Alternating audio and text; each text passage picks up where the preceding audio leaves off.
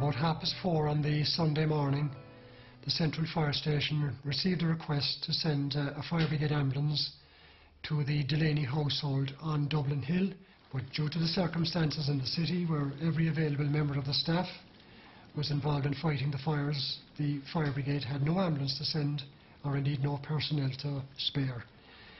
So the request had to be transferred to the Union on Douglas Road, now St Finbarr's Hospital, and it was the Union ambulance which responded to the request, and it is there removed the two young Delaney brothers to hospital.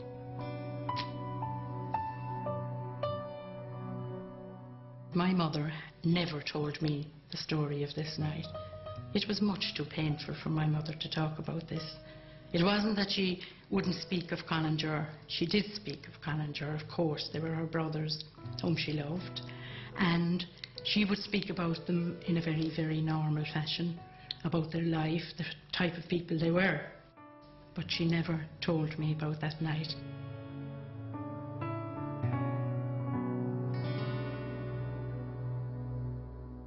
What happened, the Delaneys, could have happened some other family.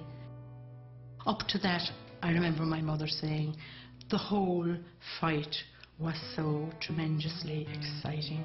They were involved in the whole thing. They were interested in the whole thing. It was all a wonderful, I can't say adventure, but happening in their lives. But when their brothers were shot, the whole thing changed.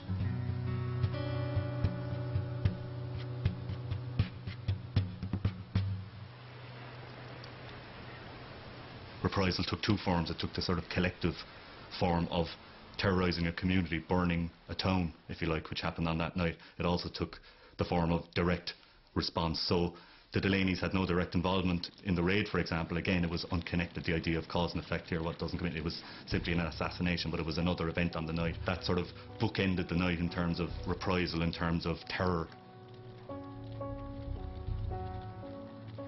It really put the seal on what was one of the dark nights, really, of the War of Independence period.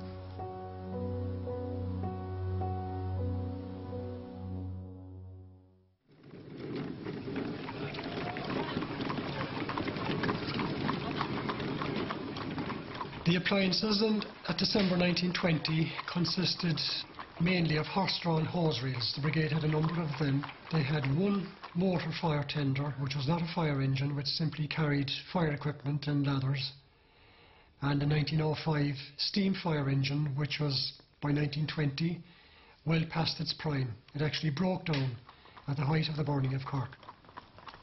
Certainly, a brigade the size of Cork in 1920 had no hope of containing a fire that size.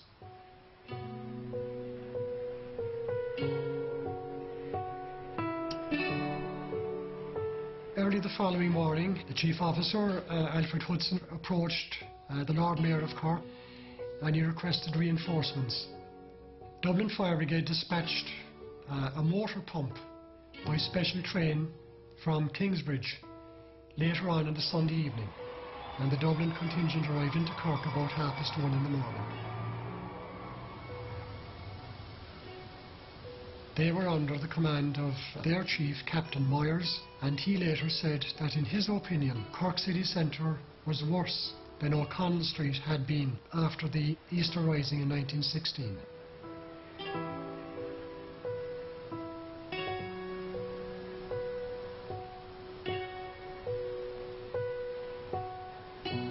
"1920 might just be a line in the history books written about Ireland, but for Cork City it was really one of the years that must be indelibly marked in our minds. I mean, at the start of the year you had my grandfather, elected Sinn Féin member, Lord Mayor of Cork, brutally murdered on the morning of his 36th birthday, and the city came to a standstill for his funeral. And they were only coming to terms with all that when 6 months later you had Terence MacSweeney being imprisoned in England, and his long hunger strike. You have now Terence MacSweeney dying in English prison, and then to compound the insult to the regular citizens of the city, you have the Black and Tans come and burn Patrick Street down and destroy the City Hall and literally rock Cork to its feet. And after that there is only one way, and that's for the city to stand up and fight and put itself back on the map. On the day after the burning, Major Eastwood, the brigade major in Victoria Barracks, issued his daily curfew report in which he said the city was in complete control of the military that night.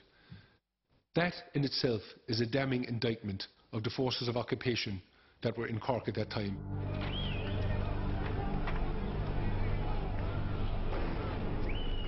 In all my life, and in all the tales of fiction I have read, I have never experienced such orgies of murder, arson and looting as I have witnessed during the past 16 days with the RIC auxiliaries.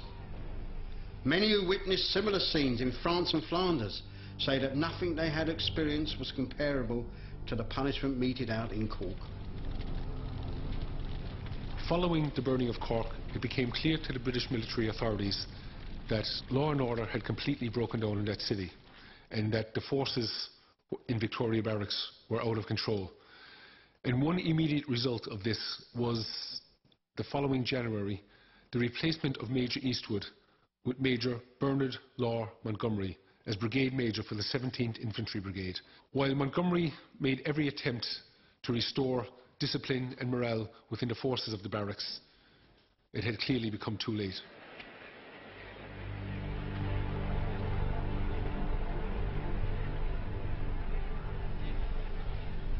Things had come to a head. The British were suddenly getting bad press, which was affecting the world internationally, what was happening in Ireland. And it was, Britain doesn't like having a bad name. Initially, there was a massive demand across all sectors of Cork society, unionists, the wealthy, the Chamber of Commerce, employers, trade unions and so on, all came out and demanded, the corporation itself, the Lord Mayor, demanded an impartial inquiry, a civilian inquiry into how this could have happened.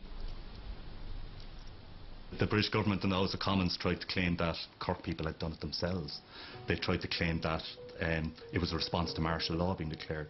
There was various spin doctrine going on. There was certainly denial. The demands for a civilian inquiry were resisted. The British instituted their own military inquiry under Strickland, which was kept completely secret.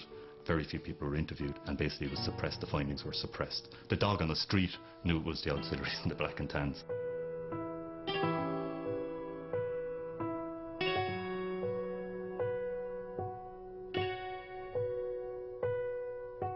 Three independent inquiries were set up: the American Commission, the British Labour Commission, and the Irish Labour Party and Congress of Trade Unions. Their findings made it clear that the British forces were out of control and were responsible for the devastation of Cork City and terrorising its citizens.